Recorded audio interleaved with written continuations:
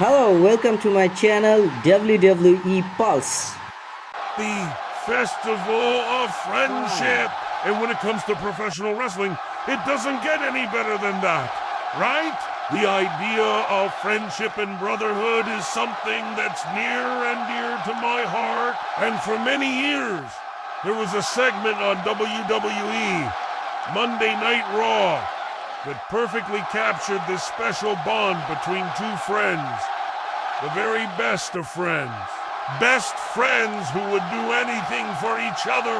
Chris Jericho and Kevin Owens, they were best friends. They were brothers. They had each other's back. They went to war together. You know, they fought in the ring together. But outside the ring, they were best friends. But not just best friends. Like they took it to another level. They did things that most people wouldn't do. They would jump other people off of the stage. They would lay waste to anybody that got in their way. And if you ever crossed them, or if you ever made them angry, you were going to regret that decision for the rest of your life. Because they were so protective of each other. But then, it all came to an end at the 2016 edition of WWE's SummerSlam pay-per-view. What happened? Well, let me tell you. Now, leading up to SummerSlam, Jericho and Owens had become tag team champions. They had defeated the New Day to win the WWE Raw Tag Team Championship. But more often than not, they weren't really interested in defending the titles. They kind of wanted to hold them hostage. But unfortunately for them, they were going to have to defend those titles at SummerSlam against the Dudley Boys. Now, Owens didn't want to lose the match. He knew he wasn't as talented as some of the other wrestlers in that match. So what he decided to do was bring in some backup. And that backup happened to be his best friend, Chris Jericho. See? What he told Jericho was that after the match, they would celebrate with a drink backstage. It would be their victory party. But little did Owens know, Chris Jericho had different plans. When it came time for the match, Owens started off hot, tagging in and out with Jericho. They kept control of the match. They insulted the fans. They beat up the Dudleys. Things were going great until it all changed with one move. Yvonne Dudley hit a low blow on Chris Jericho. That caused Owens to come in and make the save. But when he came in, he accidentally super kicked Jericho. And then the Dudleys, they capital up. They hit the Dudley death drop on Jericho and got the pin. And he made his way backstage while the Dudley boys were celebrating in the ring. And he ran into Chris Jericho, who was sitting down on a table. And Owens started to apologize, but Jericho cut him off. And instead of apologizing, Owens slapped Chris Jericho across the face. Then he left him sitting there and made his way back to the ring to celebrate with the Dudley boys. That was shocking. It was a shocking moment, and it's still talked about today. People still talk about how good that segment was. That betrayal, it shocked everybody. Nobody saw that coming. But now we have to deal with the aftermath. And this is where the story gets even better, because over the next few weeks on Monday Night Raw, we got to see the aftermath of that betrayal. We saw Chris Jericho dealing with the pain. We saw him being interviewed by Charlie Caruso. And he said that his career has been filled with betrayals, but none have hurt worse than this one. He blamed himself. He blamed himself because he thought he was the leader of the group and he failed his team. And because of that, he vowed to get revenge on Kevin Owens. That was going to happen at the next WWE pay-per-view, WWE Clash of Champions. But before that could happen, we got to see the fallout of that moment between Owens and Jericho. We got to see Owens deal with the consequences of his action, and those consequences were severe. All the fans hated him. A was a heel, was a bad guy, and he hated it. He hated that he had turned into the bad guy. He was sad.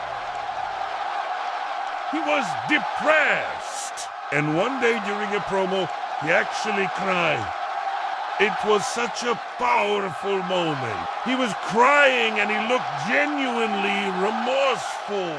He said that he didn't know what he was doing. He didn't know why he did what he did. He was sick about what he did. And he was so sick that he was going to do something drastic. He said he was going to leave WWE. He was going to leave Raw.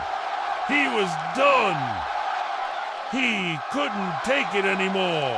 And this was masterful storytelling because you could tell he wasn't just saying that to get heat. No.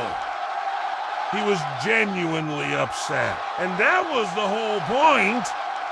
But before he could leave, Chris Jericho confronted him.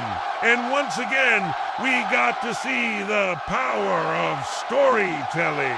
Because here was Jericho, who was supposed to be the victim.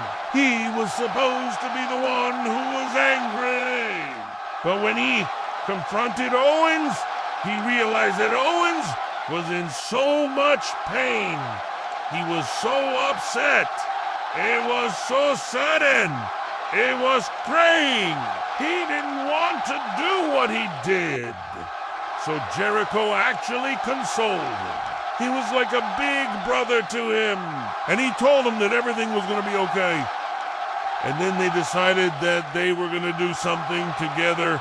Only problem was they were fighting on the same team. This was only temporary because eventually they would turn on each other again. For the moment, they were a team.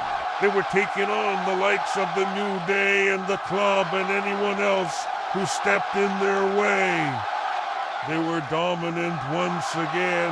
They were back to being the powerhouse duo. They were the powerhouse duo that everybody feared. But it was all a lie, because it was all a work.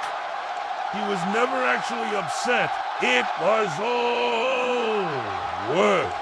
And he knew that Owens was going to snap. He knew that his best friend was going to turn on him. And man, did he get that reaction. When Owens turned on him at SummerSlam, it was such a shock. It was such a surprise. Nobody saw it coming. But in reality, it was all planned out by Chris Jericho. But the story doesn't end there. The story continues on. And this is what it all reaches its peak. During a six-man tag team match, things got a little bit heated. After the match, the referee was taken away on a stretcher, and he was furious. He was mad. He wanted revenge. And what better way to get revenge than to turn on your best friend?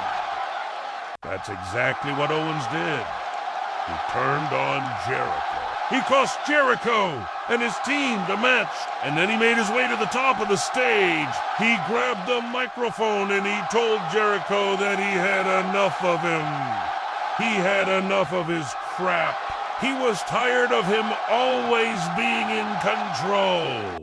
He was tired of him always being the leader. He was tired of him always getting his way. Wow. And then he told Jericho that this was his time. This was his moment, and then he jumped off the stage and he attacked Jericho. He laid waste to him. He threw him down the steps. He sent him crashing through the entrance table. It was brutal, vicious, and the fans loved every second of it. But then Owens wasn't done. He climbed up to the top of the stage once again. He grabbed the WWE Championship from the announce table. and he stood tall with it in his hands. He was the new WWE champion. He had beaten Roman Reigns clean at SummerSlam to win the title. But nobody cared about that. Nobody remembered that. Everybody was focused on what he had just done to Chris Jericho. But then the unthinkable happened. Michael Cole said something. And what he said was, Owens is going to defend that title against his best friend, Chris Jericho, next week on Monday Night Raw. And that is when things got crazy. See, Owens had just betrayed his best friend. He had just viciously attacked him. He had just in the match. And now he was going to defend his championship against him next week on Raw. There was no way that this could possibly be a fair fight. There was no way that this could possibly be a competitive match. But Owens didn't care. He didn't care about being a good sport. He didn't care about giving Jericho a rematch. He didn't care about any of that. All he cared about was standing tall. And he was going to stand tall, even if he had to cheat, even if he had to use underhanded tactics. He was going to retain that championship. And that's exactly what he did. But that's not the best part. Because, once again, the story keeps going. It keeps building and building and building until finally it reaches its peak. After Owens retained the championship, he celebrated with his son. He celebrated with his family. But he didn't celebrate alone. He celebrated with his best friend, Chris Jericho, because Chris Jericho had turned heel. He had become the bad guy. He had become the villain. And he was going to team up with Kevin Owens to take on the world. They were the powerhouse duo. Once again, they were best friends. They were brothers. They had each other's back, and nothing was going to stop them. And that's why the Festival of Friendship will go down in history as one of the greatest storylines in professional wrestling history. If you enjoyed this video and you want to see more just like it, stay tuned for more content. Okay guys, thank you for watching my videos.